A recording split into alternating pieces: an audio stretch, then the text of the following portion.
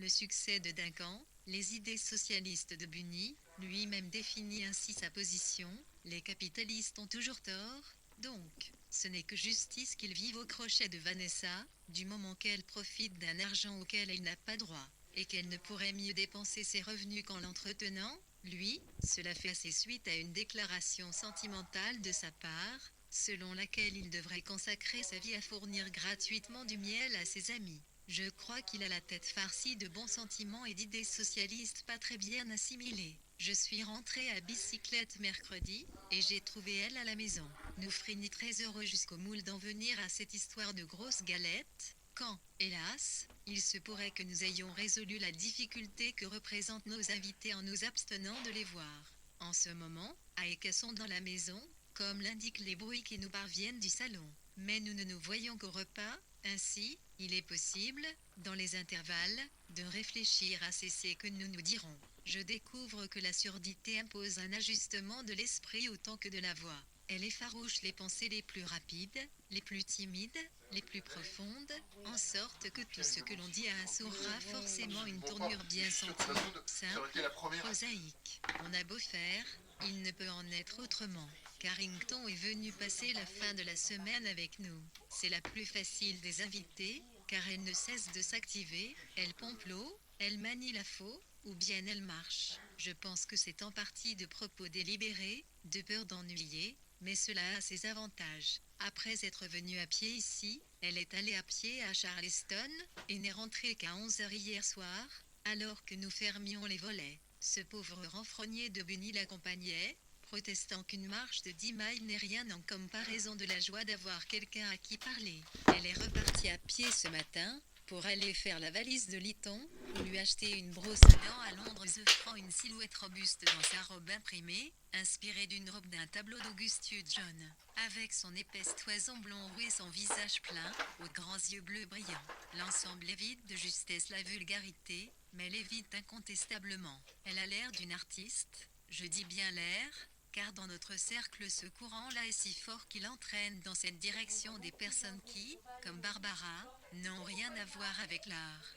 Pourtant, et cela tient en partie à sa manière de regarder les tableaux, je crois que Carrington se soucie vraiment de l'art. J'ai terminé aujourd'hui l'Électre de Sophocle, sur quoi je traînais depuis mon arrivée ici, bien que ce ne soit pas si terriblement difficile, après tout. Ce qui me frappe à chaque fois, c'est la nature superbe du sujet. Il semble presque impossible de n'en pas tirer une bonne pièce. Peut-être est-ce inévitable avec ces thèmes traditionnels, déjà élaborés, puis améliorés et dépouillés de tout élément superflu par le fourbissage d'innombrables acteurs, auteurs et critiques, au point qu'ils en deviennent semblables à des tessons de verre usés et polis par la mer. En outre, lorsque tous les spectateurs savent ce qui va se passer, des touches plus fines et plus subtiles font leur effet, et l'on peut économiser les mots. En tout cas, je reste d'avis que l'on ne saurait mettre trop de soin à la lecture, ni attacher trop d'importance à chaque ligne, chaque allusion, et que la nudité apparente n'est là que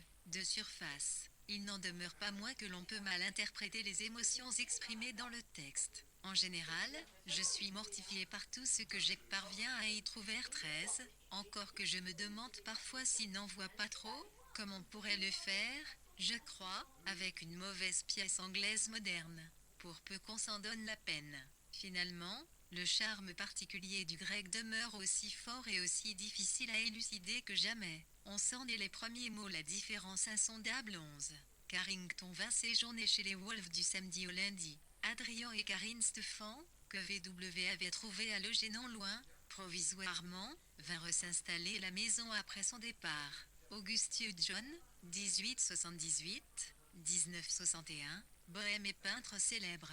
Ces personnages féminins portent des robes caractéristiques, aux manches et au corsage ajusté et à la longue jupe froncée. Sir Richard Claverhouse Jebb, 1878-1961, helléniste, dont le principal ouvrage est Eutanegdiotinioninen, Sophocle qui comporte, outre le texte grec, une traduction anglaise en prose, des notes critiques Esther. Le volume d'Électre paru en 1894, 199 ou 2018 entre le texte et la traduction.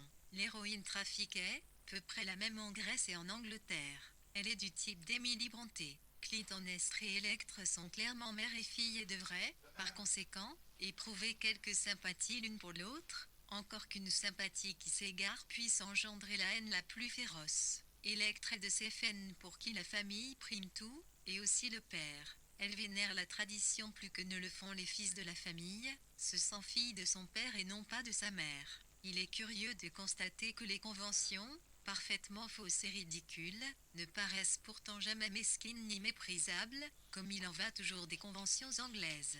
Électre menait une vie beaucoup plus recluse que les femmes de l'époque victorienne, mais cela n'a aucun effet sur elle, si ce n'est de la rendre après splendide. Elle n'aurait pu mettre le pied dehors toute seule.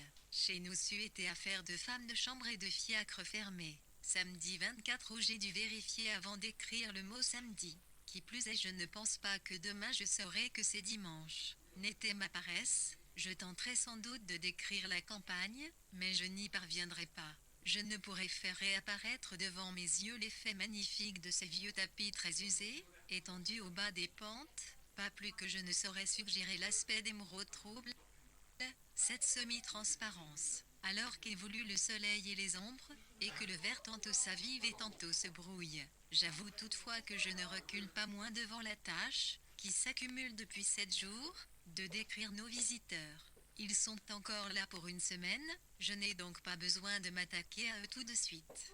Le bridge a fait tomber les barricades dans nos salons. Elle joue en ce moment, 5h40, se jurant de s'arrêter à 6h, mais on peut douter qu'il y parvienne. J'hésite à écrire du mal de mes invités, et d'ailleurs je n'en pense pas non plus pas exactement. Je fais allusion, un peu par la bande, à quelque chose de grossier, de terre à terre et d'insensible chez Karine. On ne lui trouverait jamais beaucoup d'intérêt, mais rien non plus de méprisable ni de mesquin. Non, mais c'est une Américaine douée, qui obtiendra tout ce qu'il est possible d'obtenir sa peine, et rien de ce qui en exige. J'ai dans l'idée que lorsqu'un sens fait défaut, un autre travaille pour deux et, quant à elle, elle se bourre de nourriture. Elle n'a aucun vice caché. Serait-elle plus intéressante si elle en avait un? Elle n'est pas bête, ni ennuyeuse ni ordinaire. Bien au contraire, elle est brillante, douée et stimulante. Elle pousse Adrien à lire des livres d'économie, le pousse même à apprendre la sténokie, dit-elle, est très utile pour une carrière littéraire. Elle a décidé qu'il ferait carrière. En tout cas, elle veillera à obtenir cela aussi, car Adrien n'a aucune ambition pour lui-même. Malgré tout, j'avoue que pour moi c'est malgré tout, il est heureux, donne l'impression d'être bien loti, de même que K est comblé par ses bonnes manières, sa beauté, son bon goût. Je me sens terriblement si supérieure, si raffinée que j'en suis presque confuse vis-à-vis de Léonard, si imprégnée de sentiments délicats, de perceptions subtiles, de goûts intellectuels, etc. que j'en rougis presque d'être assise seule ici 14. Les grands-parents maternels, P.R. Sal Smith, de Karine étaient des Quakers américains, établis en Angleterre. Son père était anglo-irlandais et catholique, mais lorsque sa mère l'eut quitté pour vivre avec Bernard Berenson, qu'elle épousa plus tard, Karine et sa sœur Rachel furent confiées aux soins de leur grand-mère américaine. Elles firent tous deux un long séjour aux États-Unis avec les Berenson, en 1908, et fréquentèrent le collège de Bramhall à écrire ou à lire Milton. Elle m'informe qu'avec mes goûts je m'entendrai très bien avec Hopmire les 5. Avec mes goûts, franchement ces considérations mettent l'accent sur nos différences. En apparence, nous sommes tous bons amis, bavards et parfaitement d'accord, et nous ne nous bornons pas à des commérages pour expédier le dîner. Nous parlons du parti travailliste, de politique, d'anarchie et du gouvernement. Karine suit la discussion, traite d'un article, vaillamment, et, à sa manière, c'est quelqu'un de bien, de vrai, pas si sûr de soi lorsqu'il s'agit de goût, et qui s'en rend compte aussi, même si son goût l'a poussé, hélas, à broder une paire de chaussons qu'apporte docilement. Il va me falloir remettre à la prochaine fois ce que j'ai à dire sur Milton, les prisonniers allemands, la vie et autres sujets. Mardi 27 mars, je dois avouer maintenant que j'ai à peu près oublié ce que je voulais dire sur les prisonniers allemands, Milton et la vie. Il me semble que c'était, enfin, tout ce dont je me souviens à présent, vendredi 30 août. Et ma réflexion que la vie qui habite un autre être humain est aussi difficile à appréhender qu'une pièce de Shakespeare une fois le livre refermé. Cela m'est venu à l'esprit en voyant Adrien parler aux grands prisonniers allemands. En principe, ils auraient dû s'entretuer. S'il est facile de tuer autrui, ce doit être que notre imagination est trop paresseuse pour concevoir ce que la vie d'une autre personne représente pour elle, les possibilités infinies d'une succession de journées qui sont enfouies en elle, et déjà vécues. Mais j'ai oublié la suite de mon raisonnement. Le prisonnier, qui est très maigre et désespéré, semblait apprécier de pouvoir parler. Je l'ai revu plus tard et nous nous sommes souris, mais il n'y avait pas de sentinelle. Nous voilà bientôt à la fin du mois d'août du séjour d'Aeka. Ils partent demain pour Charleston. C'est curieux comme on passe par différents états d'esprit au cours d'une visite comme celle-ci. Les miens, dans l'ensemble, touchent plutôt à des sentiments chaleureux et affectueux qu'à de l'irritation. Nos relations comportent cependant un élément critique, qui tient en partie au comportement de K, à son appétit et à son physique. Quant à ce dernier, la pauvre, elle n'y peut rien, mais elle pourrait quand même éviter d'attirer l'attention sur le processus nature 116, en s'abstenant de porter une robe de chambre orange, maintenue par une large ceinture. Elle a un véritable appétit d'écolier. Quelle rôtisse est-il écrit aujourd'hui? Est-ce que vous ne vous sentez pas transporté à la vue d'un beau morceau de viande? Les repas apportent un peu de piquant à sa vie, comme on apporte dans la mienne, disons, le courrier ou les journaux. J'imagine fort bien Karine pensant avec un petit frisson de joie que, par exemple, demain est le jour du bœuf gros sel, comme il m'arrive à moi de penser que je recevrai peut-être mon livre du Times ou une lettre intéressante. D'autre part, elle est agacée, et comme ce sont de petits désagréments superficiels qui l'agacent, il leur trouve des causes plus profondes sur lesquelles je ne suis pas tout à fait d'accord avec lui. Nous commençons habituellement par « Pourquoi Adrien l'a-t-il épousée ?» Alors je dis « Je le comprends tout à fait. Elle a de l'énergie, etc. » Alors elle dit « Moi, j'aurais plutôt 1000 fois épousé. En fait, j'aurais plutôt épousé n'importe qui d'autre, Newnham College, Cambridge, où elle avait eu pour condisciple Karine, avec laquelle elle étudiait à accent aigu, Elan, Hop Mirley, après avoir renoncé à des ambitions d'actrice, avait fait des études classiques à français à Paris. Karine était enceinte de 6 mois. Sa première fille, M, était née en janvier 1916, Népal un tuoche 3 Timiodo, RS, Ura AM9 Bdol Népal Xadri Pitu 9 Isno 4 Pomiazatspi, Olo Aldozu A2 Ruton 61 R, Srel Tueodi 0 Snip Uan UAG AWZ Lutkmi Luti NSL et la moi Asocia Jarpo Suisse NSRW A1 UONio Dair Zopio 12 Noed A7 Iluana 4 AI puis Piflis Yamui, puis Fopuno Ata Ina TVA Purnis VSJ 11 RJ AQL Nusonsio et Quin 4 pieds 1, Siaptu.8161, Soyosa 9PXN, DVJA en 7N Stierke Suage Suvama FOPVA et Sud Paris Knures non du Atrurja, ANAV Jnoui, Amapunglimp Mounaï UDA9 S Inoak Twamp Sap Nku Océan ATM Al 9.8 Iol Sar Rekarpuaza RNB 31,OE 6 ZINJ Sit Sam Sumaf Gzna Lepn Piojura Ali S Azouyen B en Psamoel. Uont sur l'OSCD Soanoa Jo 018.61 Sreturf Sni et l'Audria Ola Almeji et Sui ou Yes Emeji ZT Set Obsndula Aria, NBA parents S Urinum Nouin. Orsan DD AEDJ ASINF Anol 0.DDITDS 7 Stema OUYAJ Anesodu ASAP en Psa Anush Snoji, TIOA Anemoa Ona 171 SA 1 Blom Warnu S6 Snol Supposa Ordis 4 Sparal Sopuro la 11e 0 Iru Urnri Oal et PA main pour Charleston. C'est curieux comme on passe par différents états d'esprit au cours d'une visite comme celle-ci. Les miens, dans l'ensemble, touchent plutôt à des sentiments chaleureux et affectueux qu'à de l'irritation.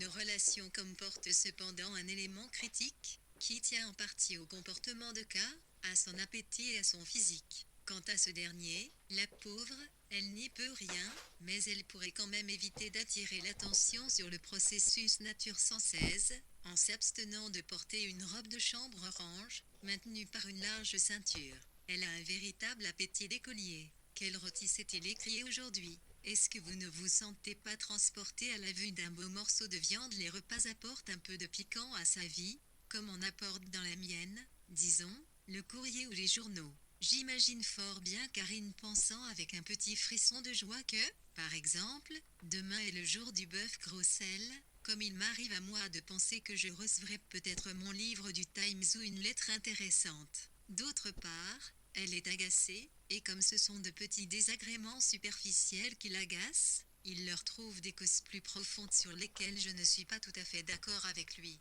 Nous commençons habituellement par pourquoi Adrien l'a-t-il épousée alors? Je dis je le comprends tout à fait. Elle a de l'énergie, etc.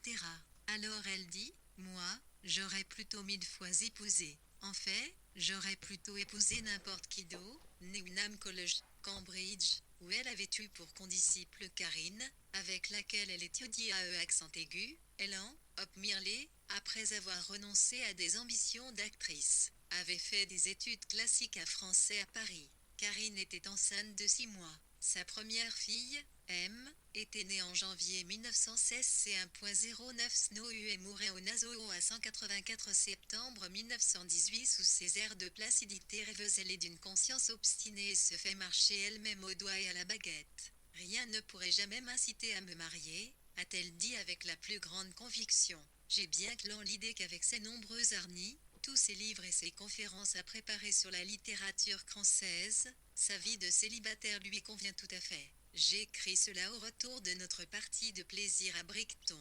Tout s'est passé à merveille. Elle avait prédit la pluie, d'après la lumière qui filtrait à travers nos volets, mais en les ouvrant nous avons découvert un matin de septembre idéal. Le soleil est moins éclatant, mais très clair, et l'air étincelle maintenant que le mois d'août est passé. Sur les arbres, les couleurs prennent du brillant. Les ombres paraissent plus légères et plus pâles. Personne ne prendrait jamais un 3 septembre pour un 31 août. Une parfaite partie de plaisir doit comprendre une visite au bouquiniste. J'ai fait l'achat d'une biographie du colonel Hutchinson, des bonbons, nous avons trouvé du chocolat à discrétion, déjeuner chez Muton, l'orchestre sur la jetée, quelques individus grotesques, le thé chez Bott, des petits pains chez Codlet 5, des flâneries au long des vitrines, auxquelles, pour la plupart, on résiste, des folies dans quelques papeteries, et puis le retour chez nous, pour retrouver les collines et cette maison plus ravissante que jamais. Toutes ces choses nous les fîmes,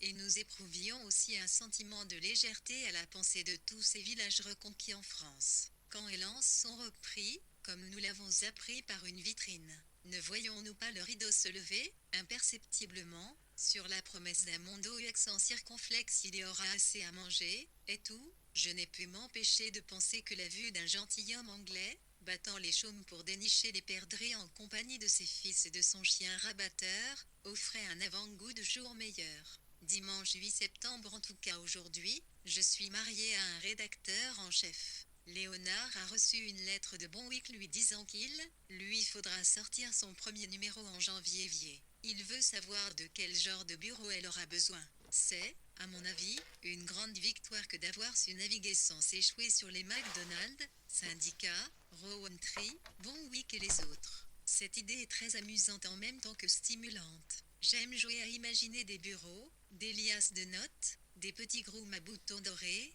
et moi-même qui monte prendre une tasse de thé et regarde le Strand par la fenêtre. Peut-être y aurait-il un divan improvisé dans le coin. Et puis Miss Mataille dans son petit box, et les longues bandes des épreuves, des visiteurs étrangers, pleins de distinctions, des télégrammes venus de lointaines capitales, une ambiance générale d'importance et de renommée, tout y respirant une réussite solide et grandissante. Oui, c'est une perspective très agréable, jusque dans son côté pittoresque, celui auquel je suis le plus sensible, je le reconnais. En même temps, nous avons reçu une lettre de OP, qui nous propose pour H.E.M. un bail à Mommy of the Life of Colonel Hutchinson, bailli with Lucie, souvenir de la vie du colonel Hutchinson, de la plume de Lucie, sa femme. Publié pour la première fois en 1806 et souvent réimprimé. John Hutchinson, qui représentait le Nottingham au Parlement, fut un des juges de Charles Ier dont il signa l'arrêt de mort en 1649. Le restaurant Muton, sur le front de mer, la boulangerie Codlet, dans Paul Valley et Bott, dans East Street, étaient tous situés dans un faible rayon de la jetée. Les bureaux de la revue se trouvaient dans Red Lioncourt, Play Street, en prolongement du Strand. Miss Matae, voire plus haut, 9 avril 1918, note 15, devait être rédactrice adjointe septembre 1918 185 renouvelée chaque année, pour le cas où il aurait besoin de la maison, éventualité qui ne se présente pas pour l'instant. Nous nous sentons de nouveau en sécurité. K. À ce que nous annonce une autre lettre, se marie demain à 11 heures. Je ne puis m'empêcher de déchiffrer dans ce qu'elle écrit une protestation des qualités de Will et de son amour pour lui. Mais je n'en dois pas moins avouer que lorsque je pense à elle, je la vois plus ronde, plus chaleureuse et plus complète que lorsqu'elle vivait seule. Sans doute m'étais-je habituée à l'imaginer fidèle, solitaire, malheureuse jusqu'à la fin des temps. J'aime trop le bonheur pour faire la difficile quant au mari.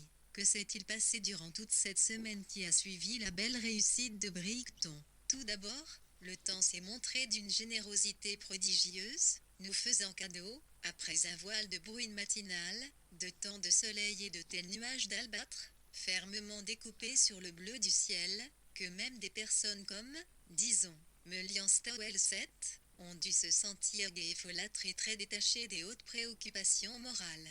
Ou bien continueraient-elles à se demander comment partager le soleil? Je me souviens qu'allongée au bord d'un creux j'attendais que elle vînt aux champignons, lorsqu'apercevant un lièvre qui bondissait sur la pente je me dis tout à coup, voilà la vie sur terre. Je crus percevoir combien tout était bien du domaine de la terre, et n'y voir moi-même, avec les yeux d'un visiteur venu de la lune, comme une sorte de lièvre évolué. La vie est bonne à de tels instants. Mais je ne puis retrouver cette étrange impression que j'ai eue, que c'était la vie sur terre vue de la lune. Hier ce pauvre Bunny est venu passer la nuit, apportant 8 rayons de miel pour lesquels il demande 2 shillings pièce. Nous nous sommes fait voler à Brighton 3 shillings pour un mélange de lait et de saccharine.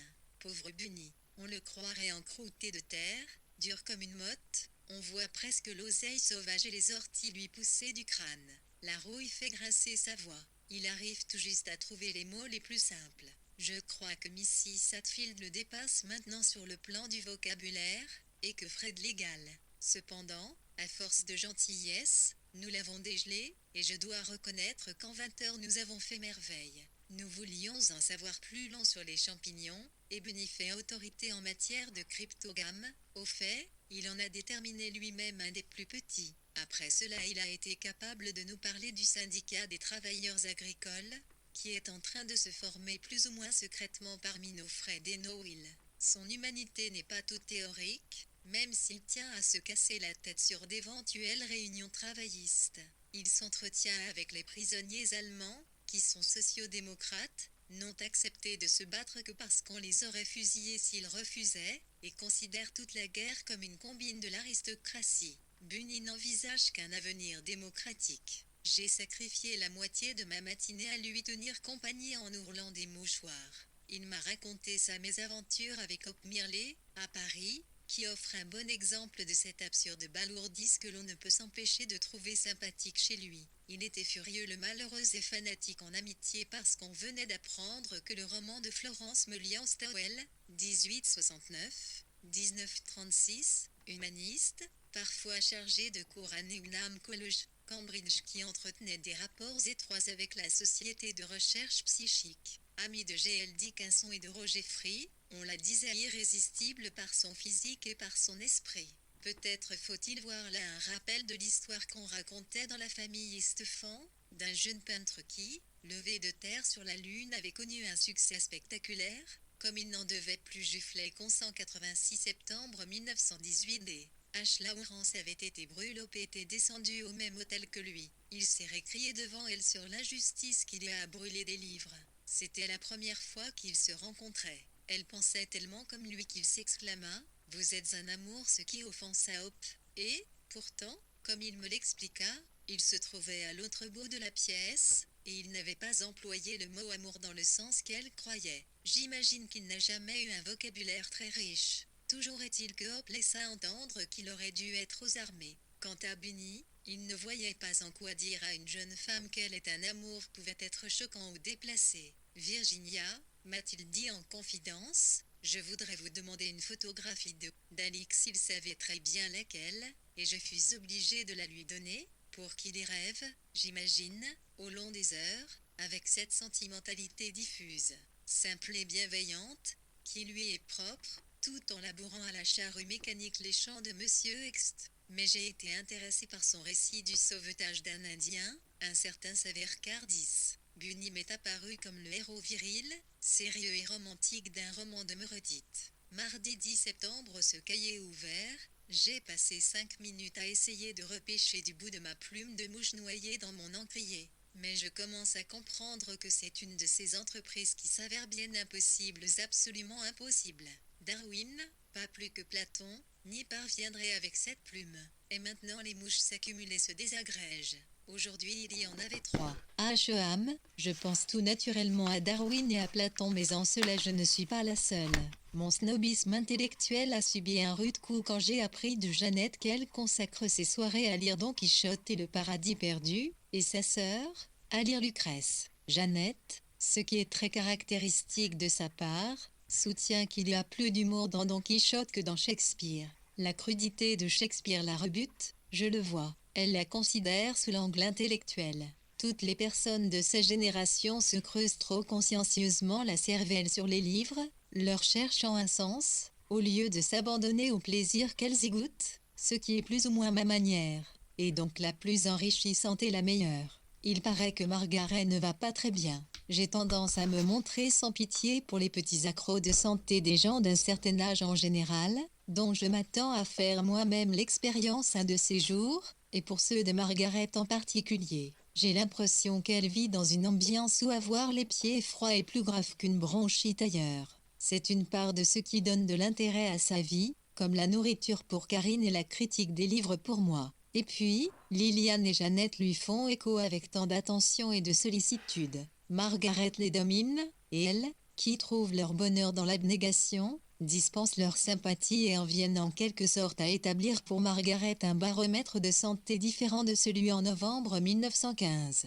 où plus de 1000 exemplaires de Rimbaud, le roman de son ami D.H. Lawrence, furent saisis par la police et condamnés à être brûlés. David Garnett occupait alors une chambre sous les combles, à l'hôtel de l'Élysée, ayant l'espoir de se mettre au travail à l'Institut Pasteur. Jane Harrison et Hope Mirley étaient venus à Paris pour apprendre le russe. Monsieur Fleck, de New Woods Farm, près de FIDE qui employait David Garnett et d'un Grand. On peut lire l'histoire de Vinaya Damodar Savarkar dans le premier volume de l'autobiographie de David Garnett, de Golden Echo, 1953, chapitre vu. Kialkuntis Nianes un apoacor distinct à Puur au Népal Elsa à Népal mercredi 18 septembre j'ai laissé ma toute première image des webs s'effacer du miroir de mon esprit 4 barres et qu'on me permette d'en considérer une autre. Qu'ils m'ont imposé le dimanche, vers la fin de la journée. Je suis porté au nu mi-dessus d'une immense tendue marine presque sarioule,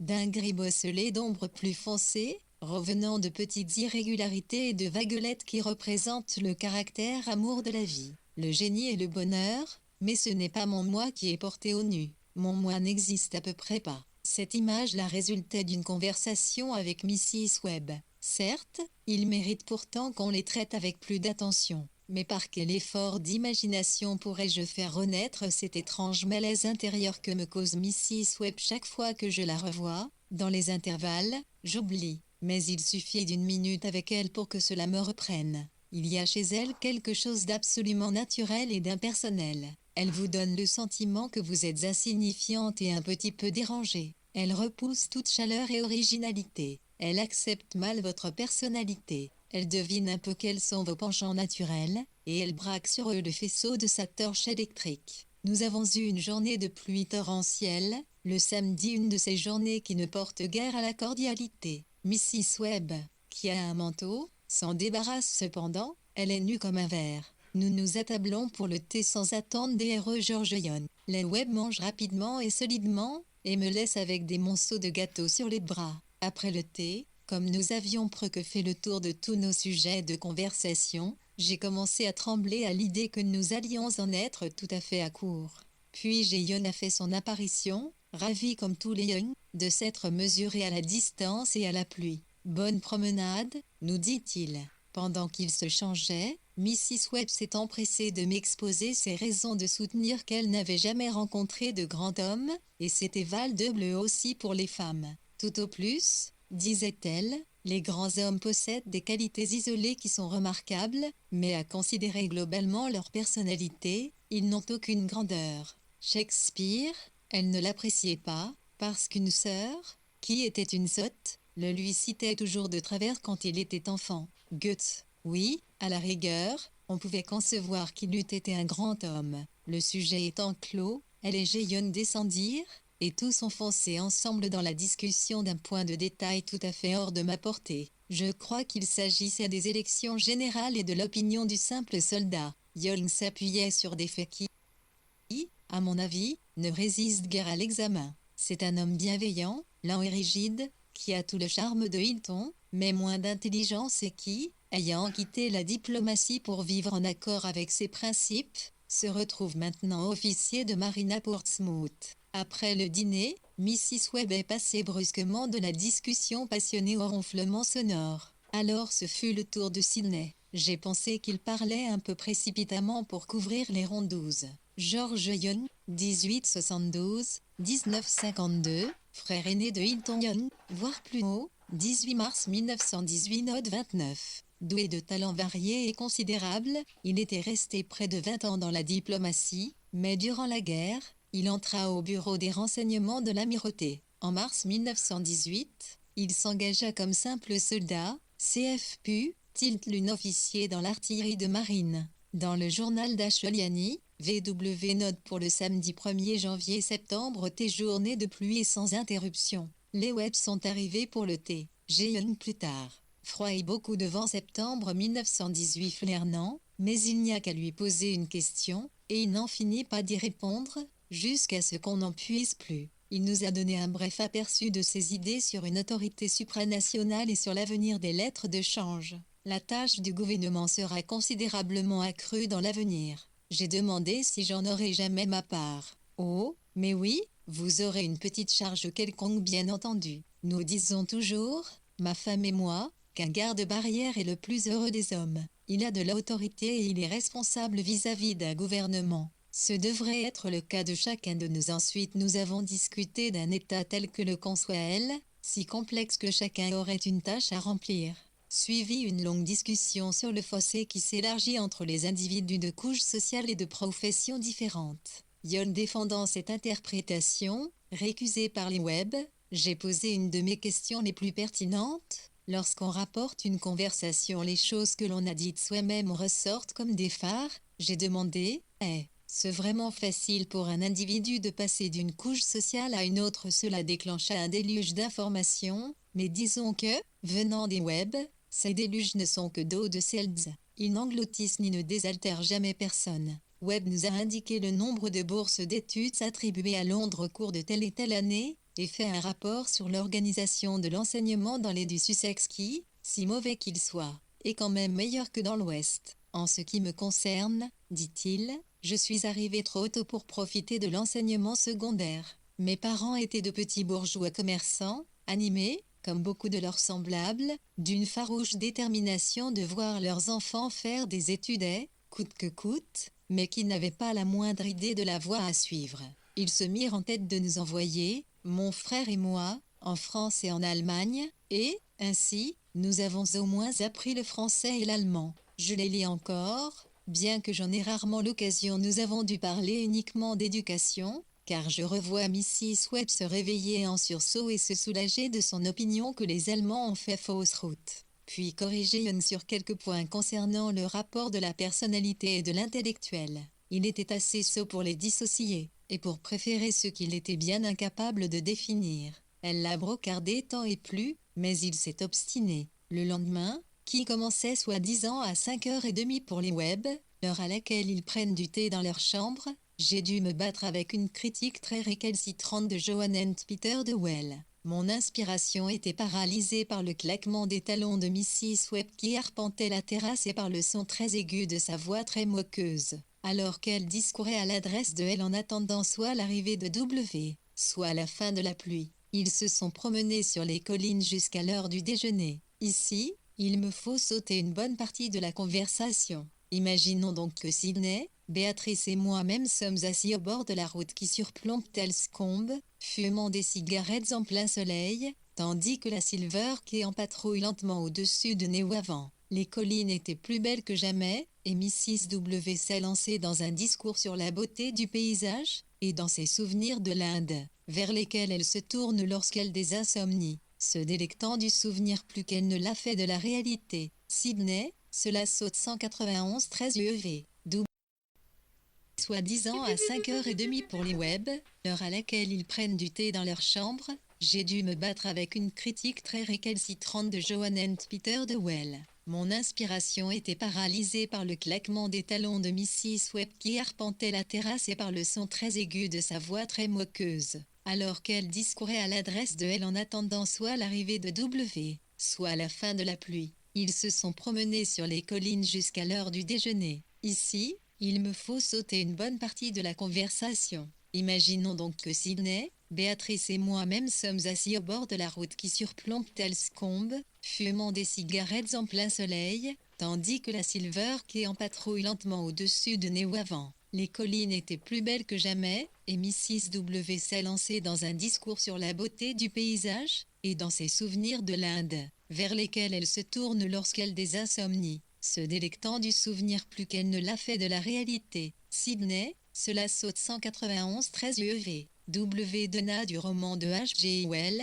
Oran and Peter, paru dans le TLS du 19 septembre au Samuel Saputi en Puaiso. S.A., à page 4 sextuor, pour 100 UE Soxi et Moes 709 Sari. Dit du Tovenul Deo Funu à moi JDAE au rat Piewel et Kwoul 91 l'in,Q, PM Ilaelour Wallars ou 2 Unois. Wally 000 NB Altosidua de Trox Pays Moral mais à 171. Idioio, 1 111 011, un Sodéata la Soniola Alveoum Salana Dogolus Opnekn, PLUSUNB Slire UNB Solo Aluunino Astranef Kames APO Tidiat Samol Aruao, NB Tompio AONB DNB Pstioluid LF. ODTU ADAO l'ULTNIEM à Nuanol Anza Asialu Nonsre Anza Int paru à Kamsa Anza Ata 9, P à la Roastan et ZONB Flastile Wansal Odeawaon, Utero et ZONB Sainuin Dedeoluosa Sazwa Oralatia, UP à Glaz FZ Pinceter Théoror Lons NUONB à Lido Erstia EOS Suder, Utulnol, Atnuaz et AUUA 011 DE 6 Otu près de Zoan Népal Lura AUU Aloa Ati Nera Atir Sirsetur UOSA Nol Nef Jial Noao AOL Azo. Es la atonal ne ANPO Ano Itertumel Apuadar Olwasi Oulirut sur Peu Alua Sawana Aoli Osimo Latino SND 4 Aero A 9 NQUO AOQQOA. SAVA Itayomb ne Saru Ano SAPO Aldrtiagi au Plocra ANB Arlo Apet Na Siroms Nuano aussi la Dilidios sur Puo Elia Ulsro de Alur Puo 1, Péatre Je n'ai pas le Zuaro Arua Olda SNJDO SNJDO. Tuel Srult Sao Aol Ananjotaun. Péal Tweets Adult No Lecuso et Anza NB Smurfain Daouo à la R. WDNO Drossi SNJD le Alduo Usu Aswa Asutota I je la Nirtis Rdouanoa Oralo Atan Jiji Soto Sasanornol San et Jaswa Somo ASR des Dio ou Sodio A Absol Signo SJUN DNE ou Tutuni DSRP Susaplatia Pio Nepal UOMO Ilo Atotino Zato. UODANB Liu Aptatio et 91 LLIUIT. EALAOTI, 0D Lali Anu OTTIO. Anu Komanjet Noisnra Nolatra Gerlarija Ambusotof, Totaun, NB Alt Pren BSN ROTU Street TNO, Ambartio AE la pu Ambneameo 0 SN Palsof, Lisof sur Psoa à la Duo Suota 9 non HA, Ella of sur Poptonda, Oloyozio Orpn Pasergioso Ampsao Jasarnav le Giano 91 TN Dasun TSSN Seoliozedal GASU AXNU Ali ESSO D9.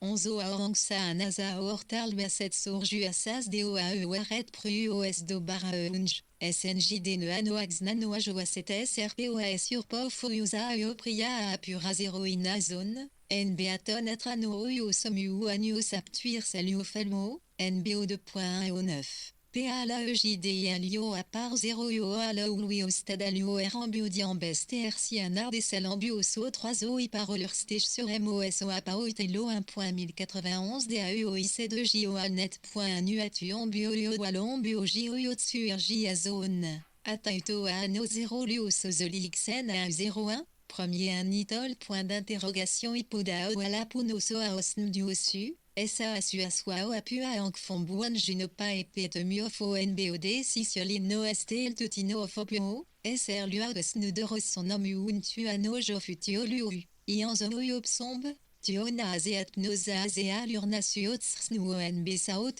parua otla out pisateateon buanoa signe, orodil tuo 319,1390e eoisno, f sasilxnoa, soit xno lunolior plus 0,1 asolsi pot s'annonce.ditao, lopor. QLSPU ni soit ONBRN buroana loti, STRUTEXIXNTU en or sol sumeaton EODONB stret asmsunolo solide, 100 104e souna 3 atranu ONBEO et SNJD gnomosioyate aidor striel sosno TNOE salut OJ 505A, lipiso sol ne altuido 1 DDU. SOU d'AD de l'Ogélio sous Oslo sous 9111 sujet au sud 0, au 1 diuli 91 au 0 RJO Puol SUS Orstnial Naold Nos OS Xon Solar, SMLOI Timis Bdal Sion Piano Aoligi su 00 EAO su OS Non Bum Lucie en Cliuc Jmoin Dossi Sal 1111, 11 ASDS d'ici 8 et mois 11011 UWTUI. DOAELL ODEGIS Lil BESJOIE et Salil VORIED en IDALR.ASA,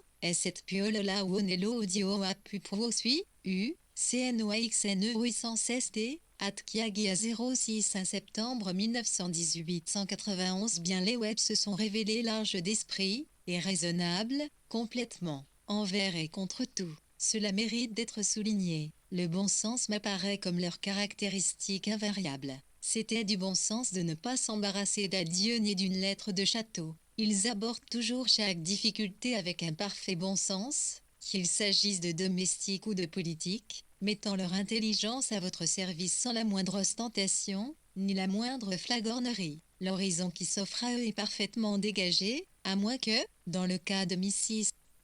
Webb, un nuage de poussière ne les environne, comme disait le médium. Ils sont sans illusion. Ils contemplent stoïquement les perspectives, étrangement claires à leurs yeux, tant pour la race humaine que pour eux seuls. Sidney est le plus chaleureux et le plus humain des deux et on pourrait même commettre l'inconvenance de l'aimer pour lui-même, ce qui n'est vraiment pas possible en ce qui concerne Mrs. Webb.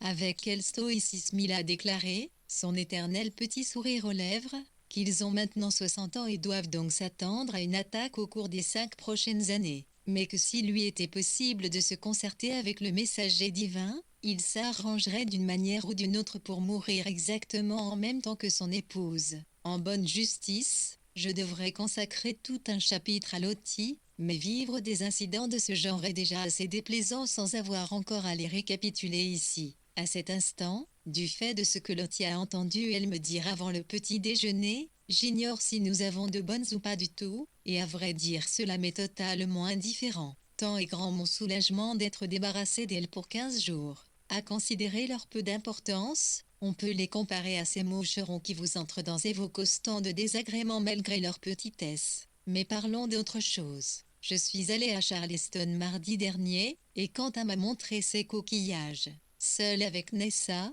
j'ai dévoilé mes peines, que surpassent encore les siennes. Et puis Clive et Mary sont arrivés pour le thé, en automobile, tant ils avaient de paquets et de sacs, et en effet Mary en a tiré des chocolats, des gâteaux et des bonbons à profusion. J'ai honte de dire que c'est ce qui m'a fait le plus d'impression, mais je suis partie peu après, et comme ils m'ont promis de venir passer une soirée ici, j'ai gardé pour moi mes idées et mes questions. Mary, selon son habitude, était muette comme une truie, je dis truite, à cause de sa robe mouchetée, et aussi parce que malgré son silence elle a le calme et la brusque vivacité d'un poisson. Je suis rentrée en poussant ma bicyclette, une mauvaise crevaison m'empêchant de rouler. Ensuite, j'ai reçu une avalanche de livres envoyés par le Times et j'en ai été réduite, à un certain moment, à écrire ma critique l'après-midi, encore que je ne vois pas pourquoi l'intelligence ne fonctionnerait pas entre 3 et 5 heures. Lorsque la jeune télégraphiste est arrivée à bicyclette avec un télégramme de Clive,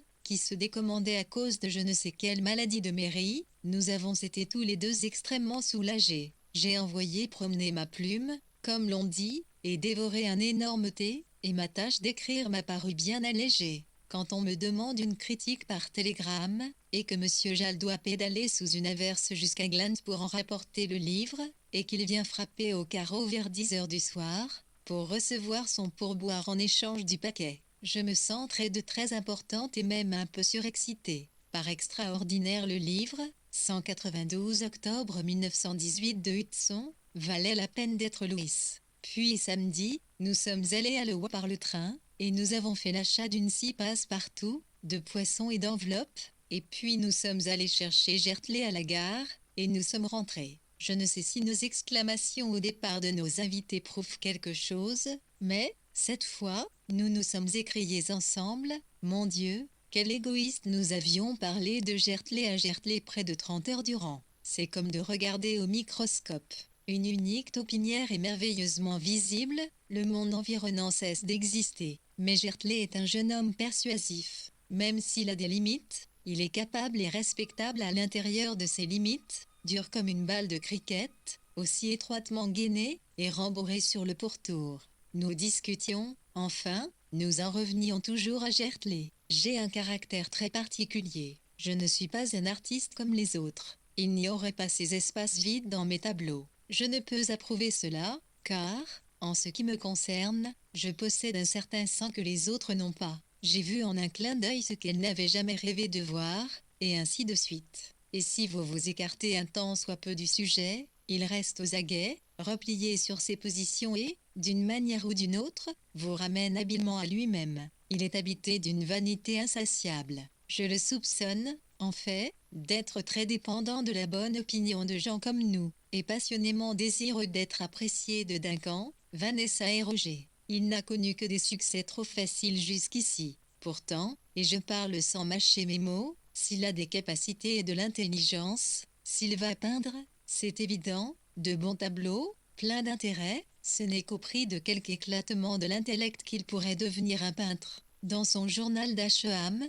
VW rapporte que Coley les quitta le 23 septembre, dans l'après-midi. Aucun autre visiteur ne lui succéda, et LW se rendit par 2 fois à Londres pour toute la journée. En l'absence des domestiques, les tâches ménagères et la vie quotidienne accaparèrent l'attention de VW et ne lui laissèrent sans doute que très peu de temps à consacrer à son journal principal. Le charbon commença à manquer, alors qu'on ne pouvait plus s'en procurer. Il se mit à faire très froid, si bien qu'il dut recouper du bois chaque jour pour se chauffer. Le 27 septembre VW note, on annonce que la Bulgarie fait la paix le lendemain. Tous deux furent malades, ce que VW attribua à un empoisonnement causé par de la viande avariée ou par des mouches. Elle resta alitée la plus grande partie de la journée suivante, avec une migraine. Le mardi 1er octobre, les Sturgeon Flora, la sœur de VW et ses beaux-parents, qui habitaient à Ashcomboz, près de l'eau vinrent en se promenant, et restèrent pour le thé.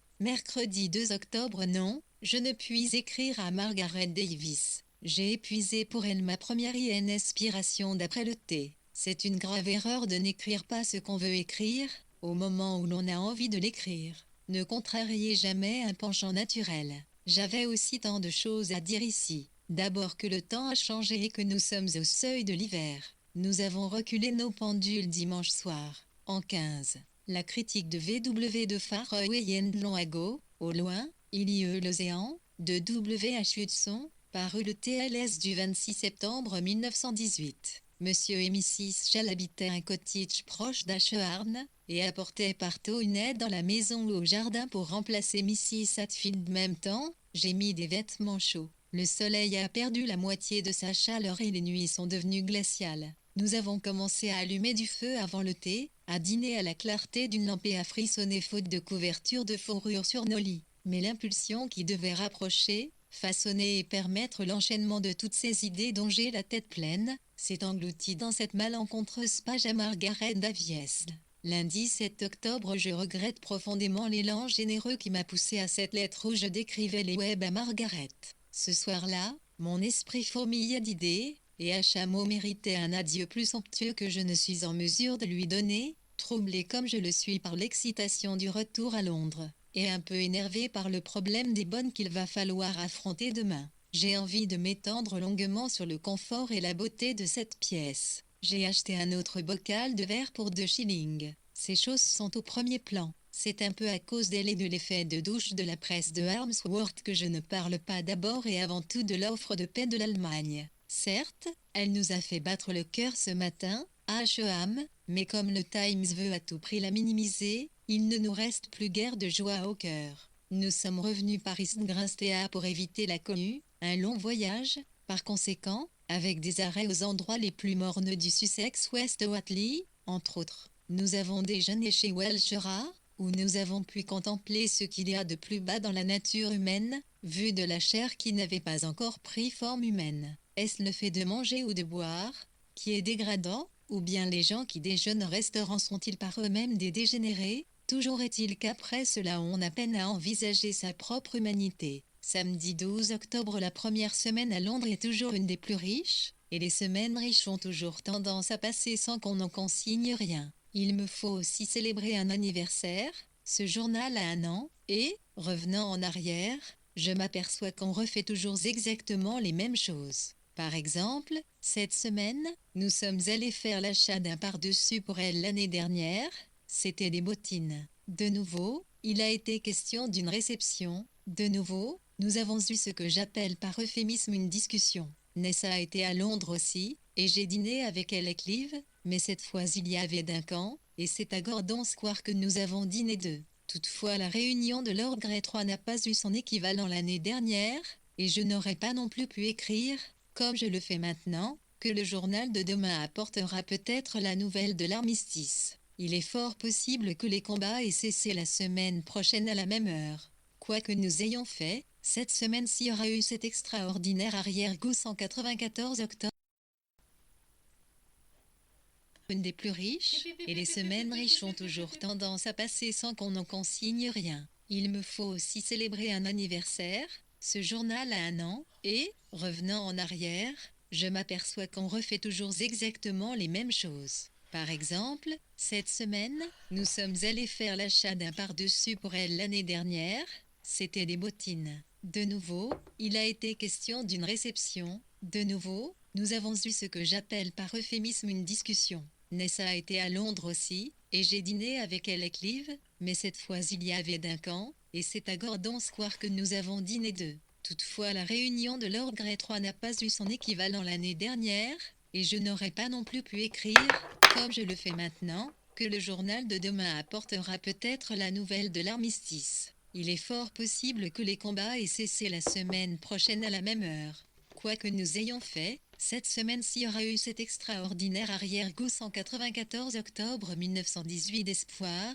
le même sentiment, en infiniment plus fort, que je me souviens d'avoir ressenti quand j'étais enfant à l'approche de Noël. Les journaux de Northcliffe I4 insistent tant qu'ils peuvent sur la nécessité et les délices de la guerre.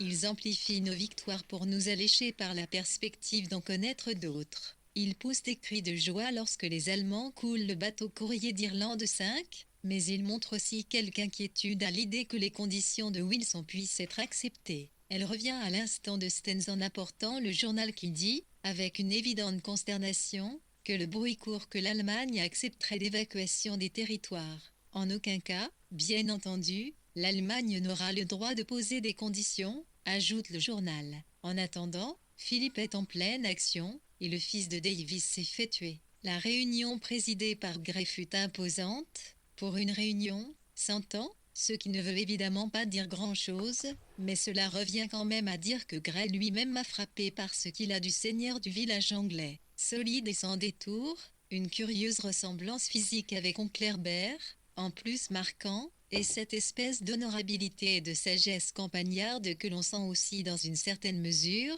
chez un homme comme Walley, Jacquille. Il n'a rien dit de plus que ce que l'on a déjà pu lire et approuver à propos d'une société des nations, mais il l'a dit simplement, et qu'un grand homme d'État puisse avoir du bon sens, de l'humanité et une absence totale de grandiloquence me remplit d'un étrange sentiment d'étonnement et d'humilité, comme si la nature humaine valait quelque chose, après tout. Toutefois mes sentiments charitables ne s'étendent pas à Lord Harcourt, qui était assise en face de nous, ni à Mrs. Asquith et à Elizabeth VIII. Il n'inspirait en aucune manière la vénération, et n'avait même rien de frappant, mais on voit que Mrs. A triomphé grâce à une irrépressible vitalité. Elle est aussi tendue qu'un arc, aussi maigre et nerveuse qu'un petit lévrier de course, vibrante comme un violon, mais sans le moindre signe de quelque chose de plus profond ou de plus intéressant. Et quant à cette pauvre Elisabeth, Avec sa figure de papier mâché, elle avait l'air de sortir tout droit de derrière le comptoir du rayon des chapeaux de dame, chez Marshall et Snellgrove. Il y avait une assistance innombrable, et à notre départ le bruit commençait à courir que le Kaiser avait abdiqué. Je suis allée ensuite à ce dîner de Gordon Square, et de là, avec Nessa, au Coliseum où nous avons dû supporter Miss Clarice Main avant de voir notre ballet, Alfred Armsworth, 1865, 1922, baron, puis vicomte de Northcliffe, fondateur du Daily mais les principaux propriétaires du Times, soutenaient dans ses journaux et propageaient de belliqueuses opinions anti-germaniques, affirmant qu'il fallait poursuivre la guerre jusqu'à ce que l'Allemagne fût non seulement battue mais dévastée et humiliée. Le 10 octobre, le Lindsay, bateau courrier de l'Irlande, qui transportait 650 passagers et un équipage de 70 hommes, fut torpillé et coulé peu après avoir quitté le port de Kingston, en Irlande, ce qui coûta la vie à 450 personnes. Le Times du 11 octobre fit une large place à l'incident dans ses colonnes et un article le présenta comme le premier coup porté à ce pays par la barbarie allemande. Roland Arthur Llewellyn Davis, lieutenant dans les fusiliers du roi, fut tué sur le front le 4 octobre 1918. C'était le fils unique du deuxième des 6 frères de Margaret Llewellyn Davis, Herbert William Fissé, 1826-1903, père de Ella Fissé et mari de la tante Mary de V.W., qui avait été précepteur, puis, de 1860 à 1870, secrétaire particulier du prince de Galles. En 1890, il mieux F.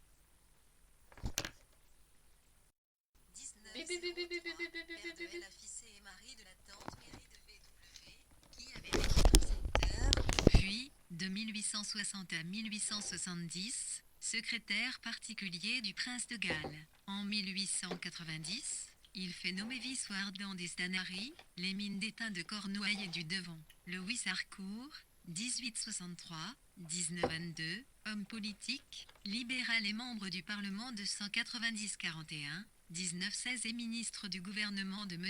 Asquith. Il devint vicomte en 1917.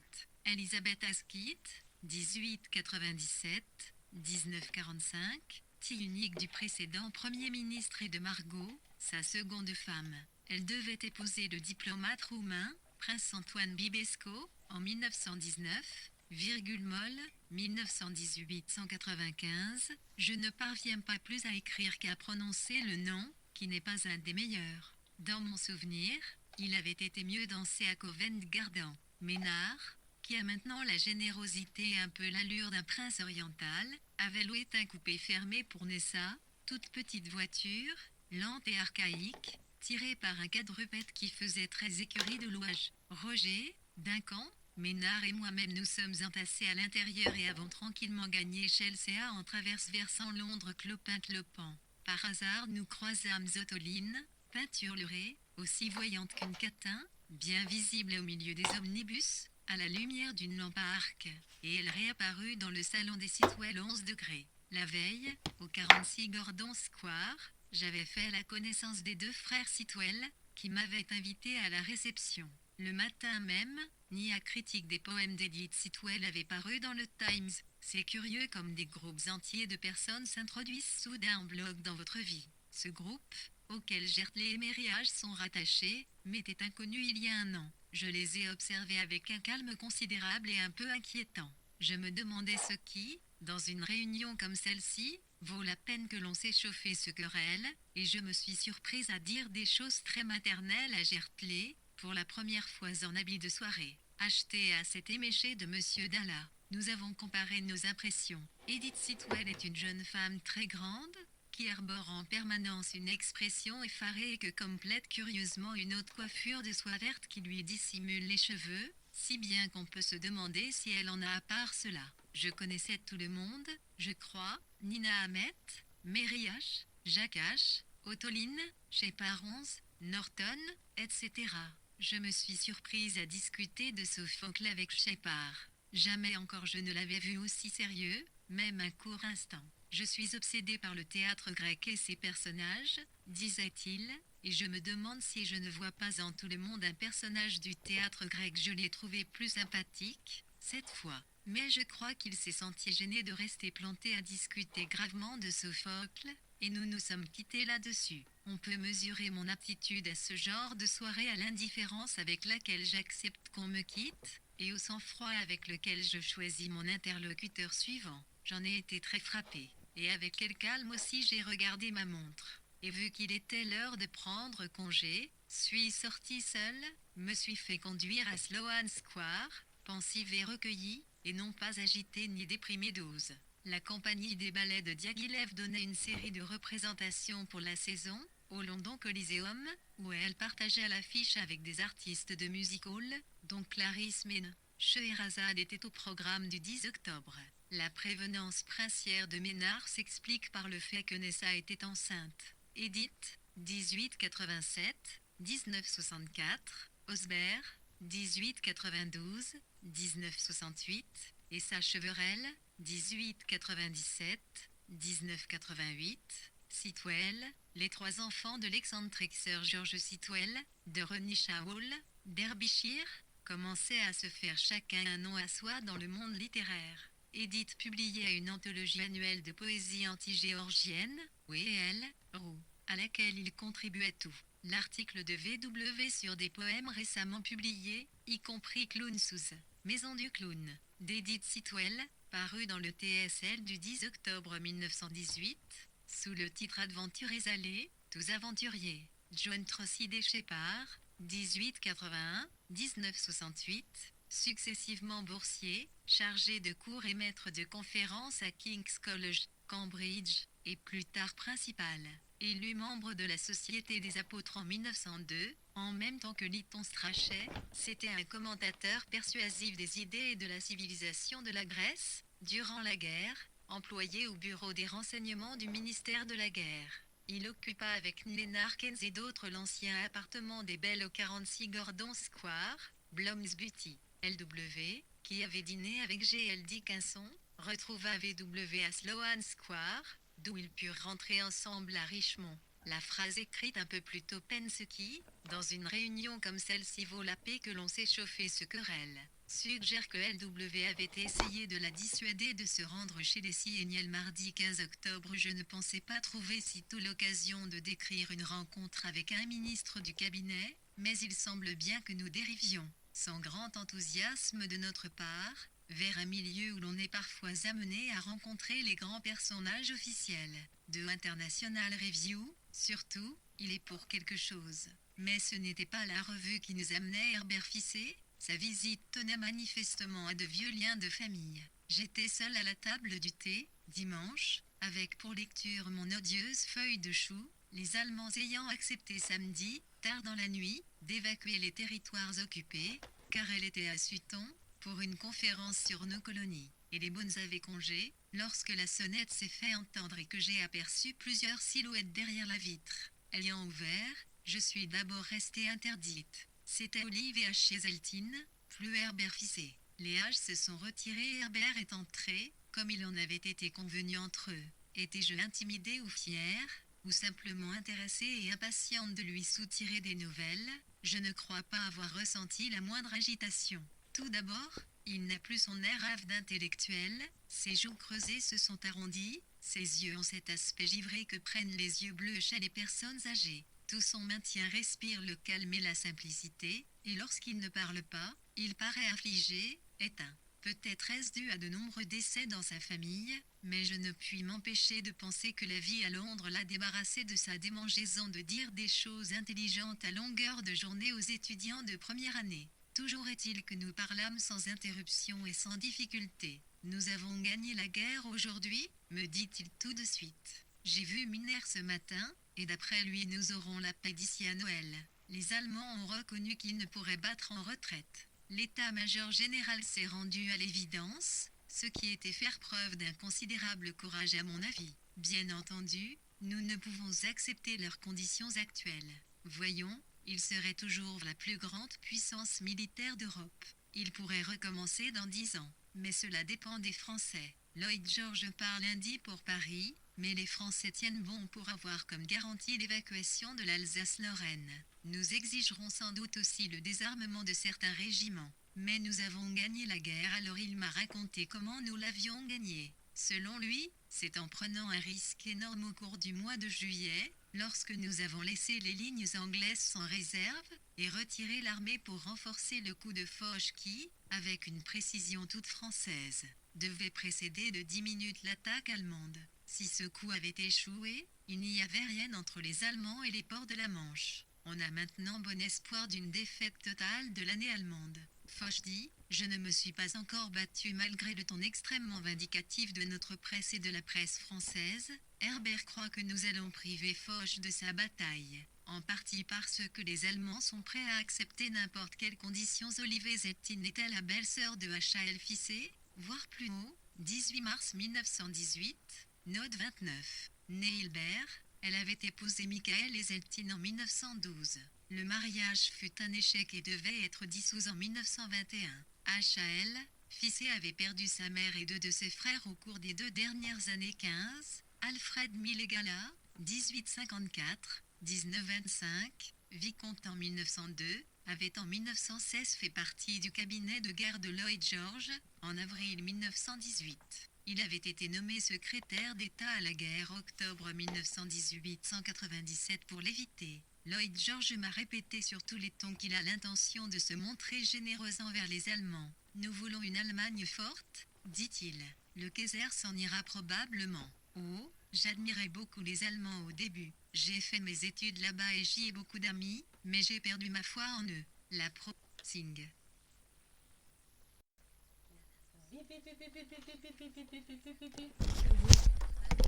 Dit-il.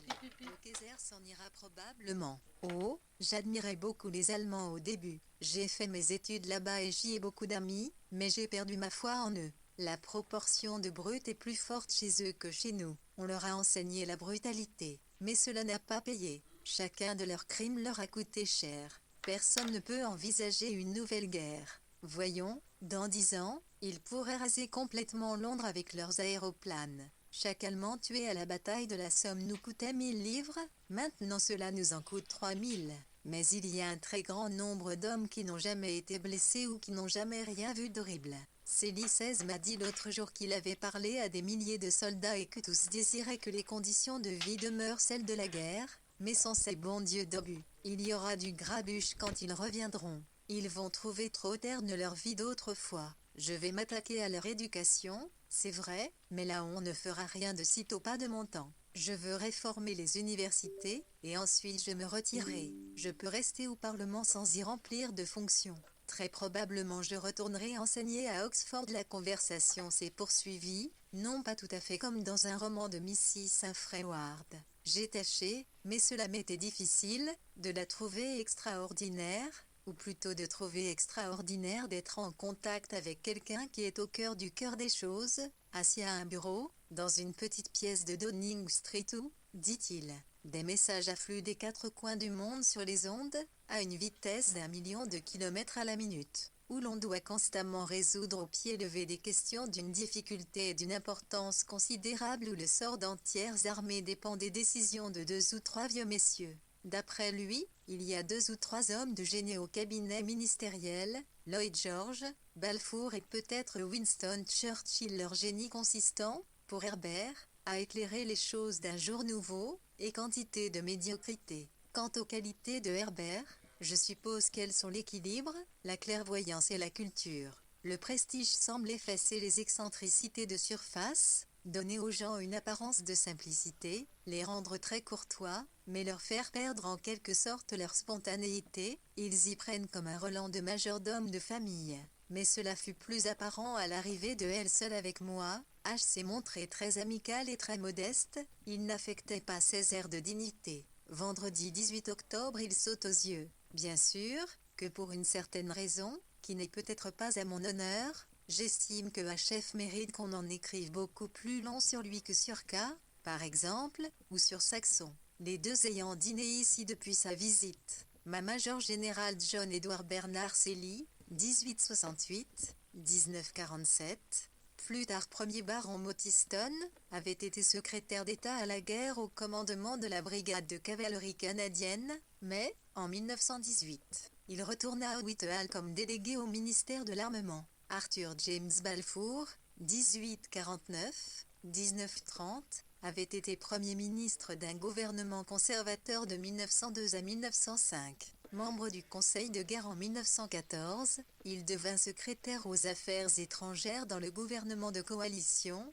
le de Lloyd George. Winston Leonard Spencer Churchill, 1874-1965, officier dans l'armée de 1P ministériel stré au Parlement en 1900. Après avoir déjà, depuis 1906, occupé divers postes menant 198 octobre 1918 théorie que l'esprit humain est toujours en quête de ce qu'il considère comme casse entre des choses, qu'on l'appelle réalité, ou encore vérité, ou encore vie. Pour moi, j'ignore quel mot employer, mais je n'y représente cela comme un bien dont chef détient une plus grande part que tous les autres gens. Pour l'instant, il donne l'impression que tout le restant des activités du inonde sont des ramifications rayonnant de sa propre personne. Mais voilà qui est plutôt mal exprimé. En tout cas, cette pauvre canne n'est pas en plein cœur de la toile.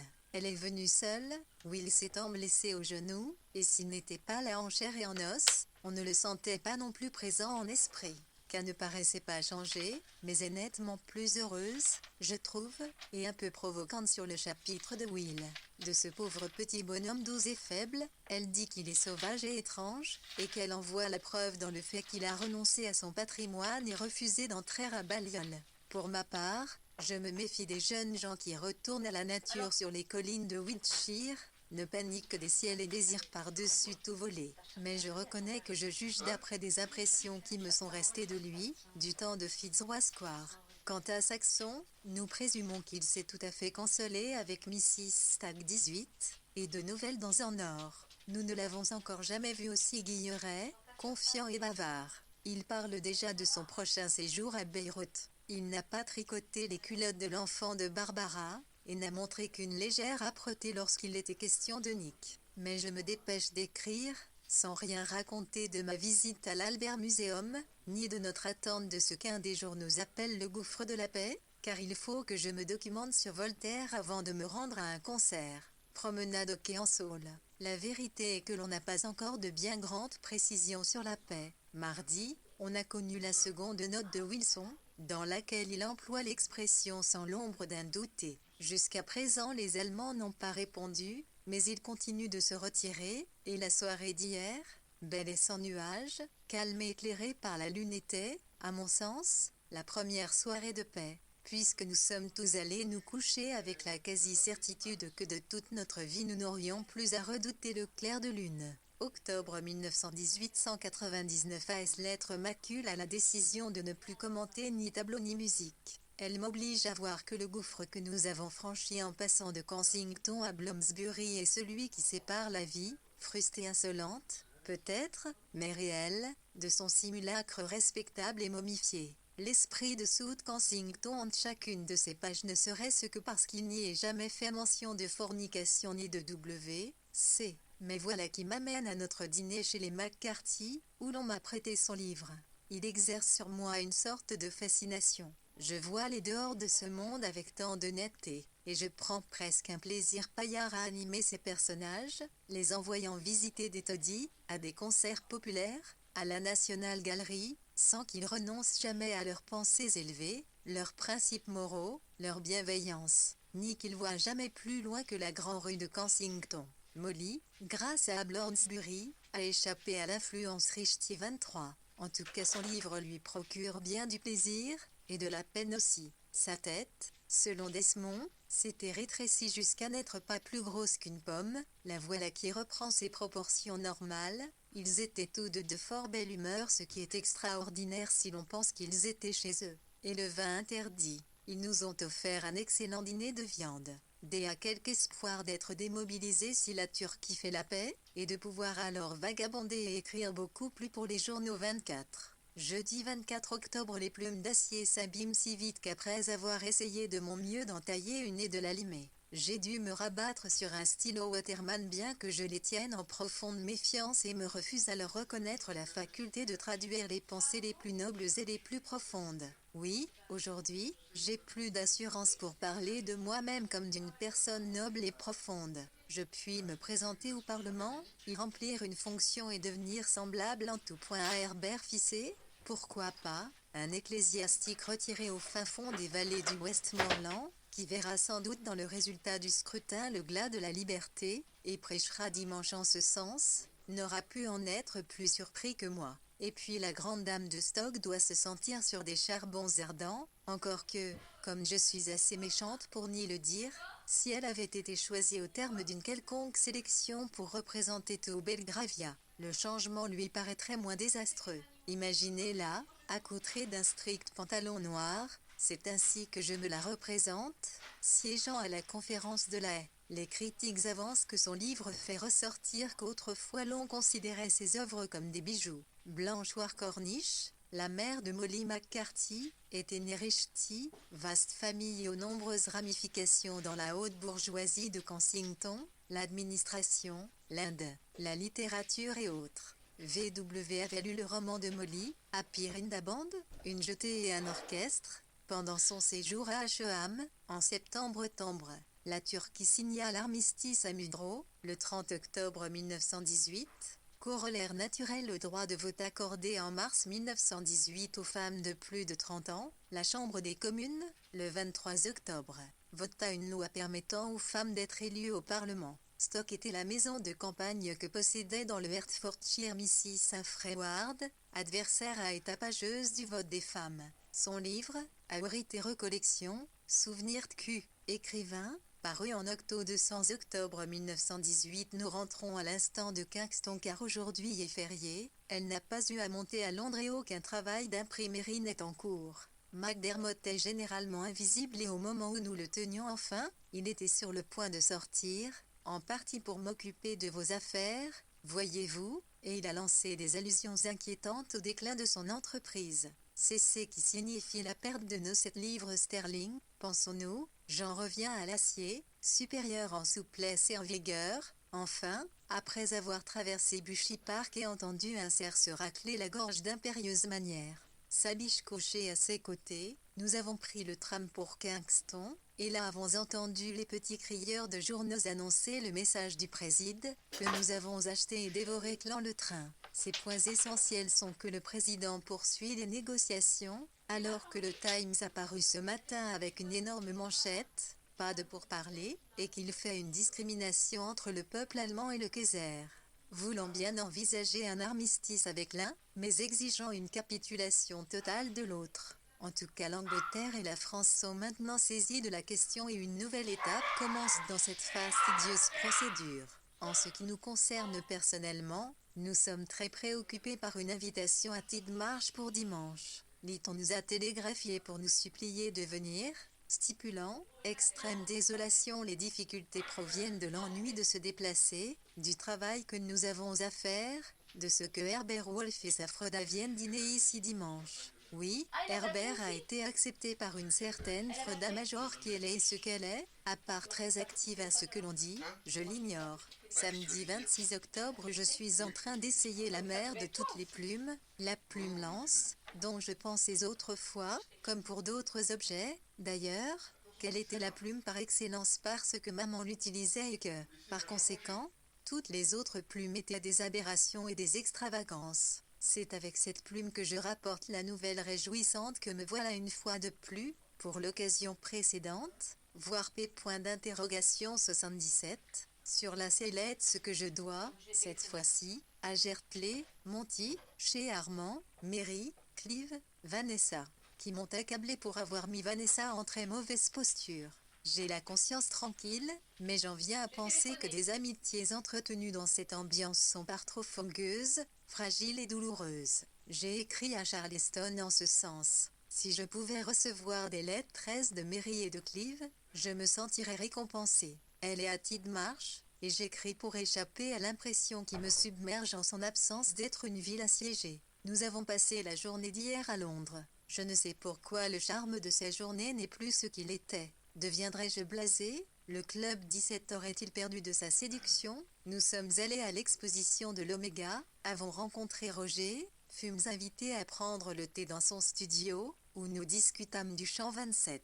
Voir VW, de l'été, II, numéro 983, curieusement daté du dimanche, lendemain de ce qu'elle note ici. VW passait pour avoir dit à Marc Gertley que Vanessa n'appréciait pas Mary Hutchinson. La propagation de cette histoire causa beaucoup d'ennuis à Clive, et à Vanessa qui tenait beaucoup à rester en bons termes avec Clive comme avec Mary. Jugement de style de Duncan, de l'enterrement de son père, mi-église d'Angleterre, mi-Quaker, représentation, réalité et ainsi de suite. Wallet arrivant au moment où nous partions 28.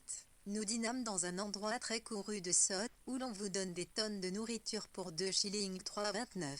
Ensuite au club, où Léonard faisait son exposé sur l'Autriche-Hongrie. Je trouve toujours qu'il est non seulement très clair, mais qu'il a juste ce qu'il faut de passion pour intéresser. L'assistance, comme toujours au club 17, semblait se composer de gens bizarres, qui doivent à leur difformité physique d'avoir émergé peu à peu des eaux stagnantes de la vie, où ils demeurent dans une semi-obscurité, ne sortant de leur refuge que pour enfoncer des flèches dans les flancs d'élégants citadins. Si ce n'était si laid, ce serait pittoresque. Où est-ce le corps qui proteste contre un trop grand usage de l'esprit? Lundi 28 octobre a trouvé Liton avec un doigt enflé et 2 ou 3 taches sur la main, assis au coin du feu, ne se déplaçant qu'enveloppé dans une nappe de soie, la main enveloppée aussi dans des mouchoirs de soie, se plaignant du froid et décrivant ses nuits de supplice, quand une douleur semblable à une rage de dents s'empare de lui et grandit peu à peu, jusqu'à devenir une torture abominable que seule la morphine soulage.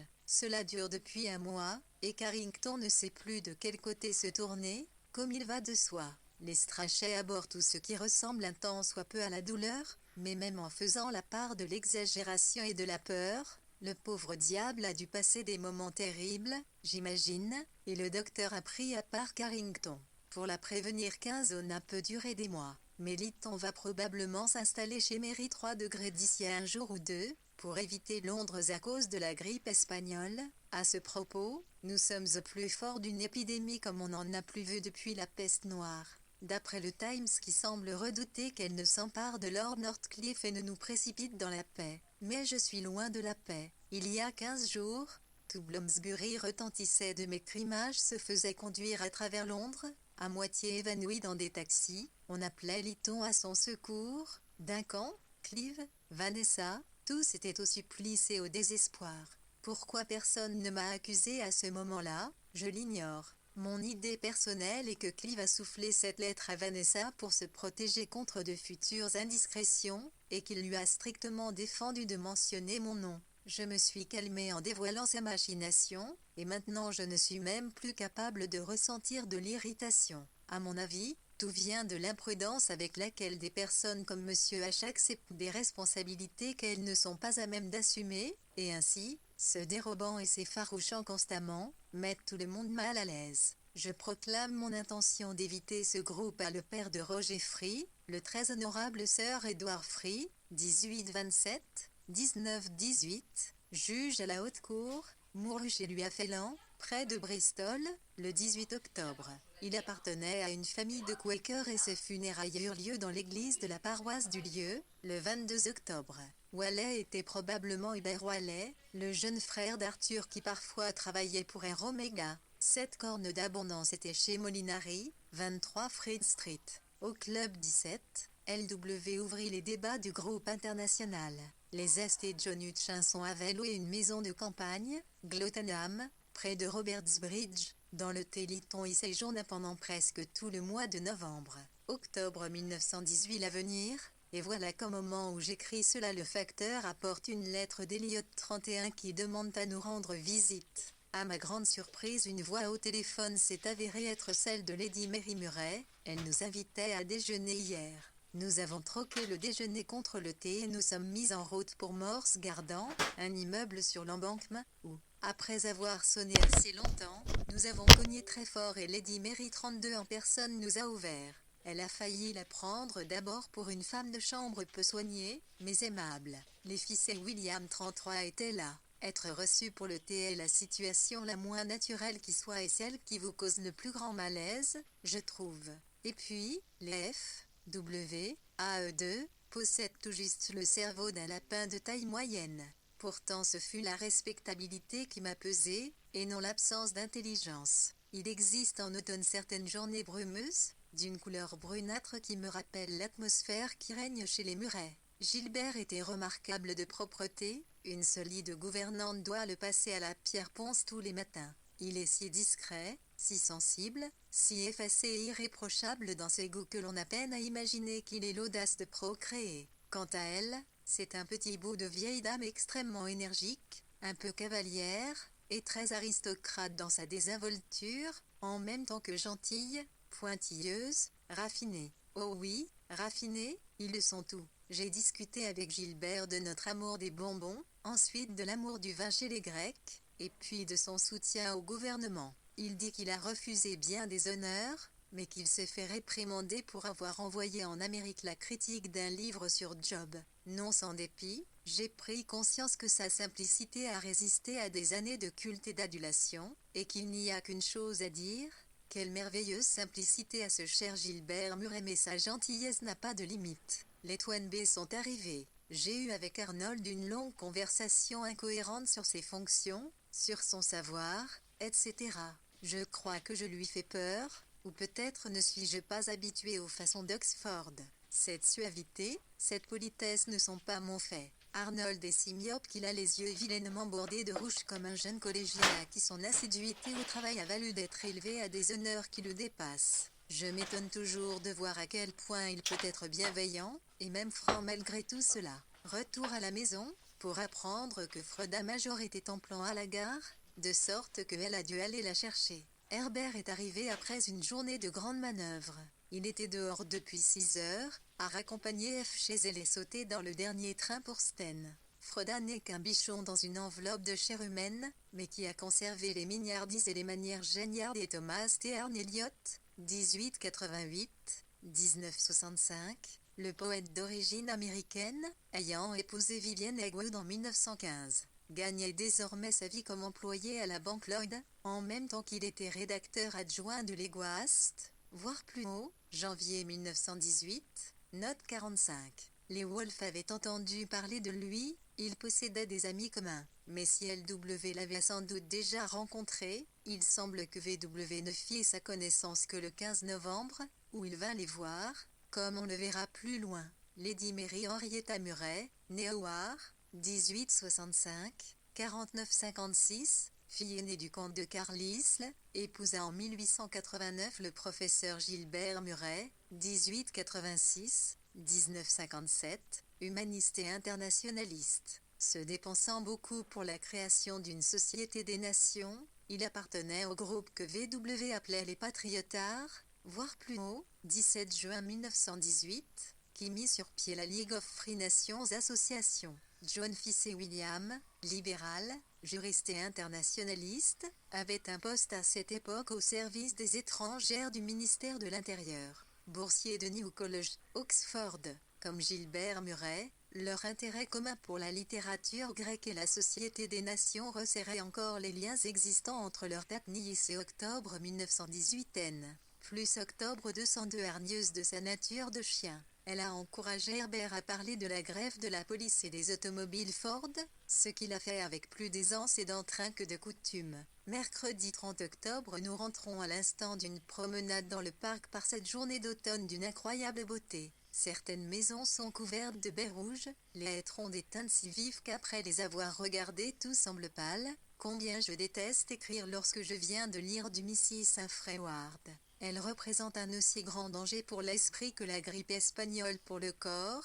Nous parlions de la paix, voyant déjà les saucisses ramenées à terre et les pièces d'or réapparaître petit à petit. Les gens oubliaient la guerre et les fruits de notre victoire devenir aussi poussiéreux que les ornements sous globe des salons de maisons meublées. Les bonnes gens de Richmond se réjouiront-ils souvent à la pensée que les bonnes gens de Potsdam ont acquis aussi la liberté? Je crois volontiers cependant que nous montrerons plus d'arrogance quant à nos propres mérites. Le Times continue à parler de la possibilité d'un prolongement qui permettrait de porter la guerre en Allemagne, et, là, d'inculquer le respect de la liberté aux paysans allemands. Que le commun des mortels soit fort éloigné de sentiments de ce genre est à mon avis la seule garantie et la seule assurance que l'on en finira sans changement, ni en mieux ni en pire. Nous avons passé la journée à Londres hier, elle s'est terminée pour moi en conversation avec Kai James au club, qui semble maintenant renaître à la vie. K, du fait de la maladie de Will, a renoncé à la bureaucratie, s'est dépouillé de son pouvoir, comme une châtaigne de sa bogue, et reste la même intérieurement. James rentre à peine de Cornouailles, où il a eu la grippe espagnole. Alix est de retour aussi sans avoir eu la grippe, et prête, J.E. le suppose, à commencer sa campagne d'automne, qu'elle gagnera, comme le Paris Olivier 35. Je note ici que j'ai acheté ma nouvelle pile électrique le mardi 29 septembre extrêmement puissante pour l'instant. Dimanche 3 novembre je suis allé dîner chez les Arnold Forster vendredi soir, en partie, je l'avoue, pour échapper au discours de M. Seymour Coquin sur les traités secrets, puisque je croyais déjà savoir ce que M. Seymour Coquin avait à dire. Kai Will habite juste après les bureaux du Spectator, dans le petit groupe de maisons en demi-cercle, dressé en retrait de la rue, mais quand même assez bruyant. Will habitait déjà là avant son mariage. Il paraissait plus petit que de coutume, hagard et blême comme il en est de ses visages vus à la clarté d'une lampe à pétrole, mais cela provenait de sa maladie, et puis, il n'est plus tout jeune. Il me fait beaucoup penser à ces vieilles dames, qui ont des cheveux blonds et des joues très roses, mais dont on décèle l'âge le 31 août 1918. La police de Londres entama une grève en vue d'obtenir une amélioration des conditions de travail et le droit de former son propre syndicat. Elle finit par y parvenir. James Strachey épousa en effet en juin 1920, Frédéric Seymour Coke, 1882-1953, auteur et journaliste, plus tard membre travailliste du Parlement, prit la parole à une réunion de l'Union of Democratic Control, qui se tint à Hogarth House, le 1 novembre. Il avait annoté le volume Entente et traités secrets, publié par les soins de l'UDC au printemps 1918, 204 novembre 1918 à la manière dont leur peau étendue sur l'os est délicatement marquée de fines rides. Son physique et son comportement lui nuisent. Il donne l'impression d'être très tranchant, impatient et revêche. Je crois que c'est dû pour une bonne part à sa voix hargneuse et à son petit corps anguleux, qu'il agite en tous sens dès qu'il s'excite, et un rien le rend catégorique. Je n'ai pas aimé non plus la pâleur acidulée du décor, les murs lavande et la rose isolée, qui languissaient dessus, ni ce tableau des collines, fignolé et sentimental, signé de lui. On sentait comme un manque de chaleur, de profondeur et de consistance. Peut-être rien de tout cela n'est-il vraiment très important. Ces principes sont ceux du mari moderne: liberté et indépendance pour la femme, même plaisir. Les principes importent eux aussi. K sera heureuse avec lui. La conversation a été très animée. Je ne pense pas que je partagerai ses goûts en littérature. Je n'aime pas son argot ni ceux qui l'admirent, mais j'ai apprécié son enthousiasme à propos de la Gazette du ministère de la Guerre. J'ai dans l'idée qu'il a un esprit très capable, réceptif, presque fébrile qui, par principe, s'est tourné vers la peinture. Et je jurerais sur ma propre tête pleine de talent qu'il ne peindra jamais un bon tableau. Samedi fut un de ces après-midi que nous consacrons à Hampstead, elle allant chez Margaret, moi, chez Jeannette. J'ai fait cela tant de fois. J'ai trouvé Jeannette dans cette pièce badigeonnée de verre, aux affreux tableaux. Je connais si bien le regard débonnaire de feu Monsieur Casse jeune 3, dessiné sur un papier jaune et très légèrement coloré aux joues, plus grand que nature dans un cadre doré, l'œuvre de feu Monsieur Richemont. Je connais les photographies de jeunes soldats et les portraits silhouettes, les livres de Jeannette, qui semblent n'être jamais lus, et le dictionnaire grec avec son beau de papier qui y dépasse. Et puis, il y a Diana, qui accapare beaucoup l'attention, mais qui s'est désormais assagie. Amphi, telle une petite vague, entre et sort de la pièce. On prépare le thé. On insiste pour que je reprenne de tout. On m'interroge sur le beurre et le charbon. Hier, Amphi avait à me montrer une nouvelle sorte d'alcool à brûler qu'on ne trouve qu'à Highgate. Monsieur Marshall apporta un certain changement au cérémonial.